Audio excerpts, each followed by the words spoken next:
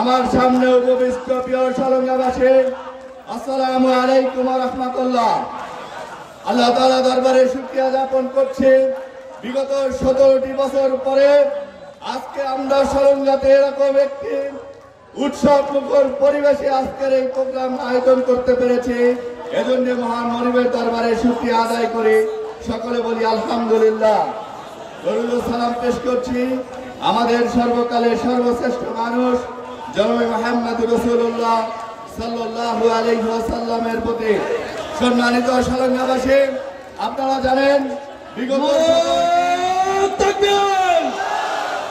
আজকের এই প্রোগ্রামে উপস্থিত হবেন গণমানুষের প্রিয় সংগঠন বাংলাদেশ জামাত ইসলামের কেন্দ্রীয় সহকারী সেক্রেটারি জেনারেল উল্লাপাড়া সলঙ্গার প্রিয় মানুষ আলহাজ রফিকুল ইসলাম খান। এই রফিকুল ইসলাম খান শুধুমাত্র সলঙ্গার উল্লাপাড়ার গর্ব নয়, রফিকুল ইসলাম খান গোটা বাংলাদেশের গর্ব। রফিকুল ইসলাম খানকে নিয়ে উল্লাপাড়ার সলঙ্গার যদি কেউ কুকথা বলে, আমরা সলঙ্গাবাসী ছেড়ে দেব না।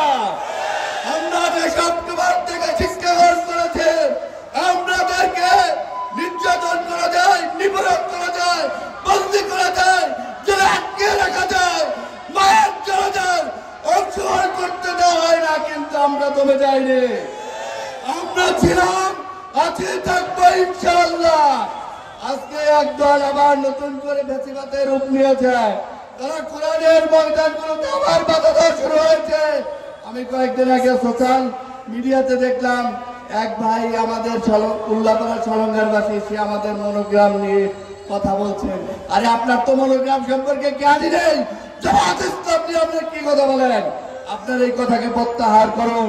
আগামীর বাংলাদেশ আজকে টেকটাপ থেকে তেতুলিয়া, রূপসা থেকে পাতুরিয়া, সব জায়গায় আওয়াজ উঠেছে সব কিছুর দেশ ইসলামের বাংলাদেশ। ভালো থাকেন, সুস্থ থাকেন, বাংলাদেশ জিন্দাবাদ।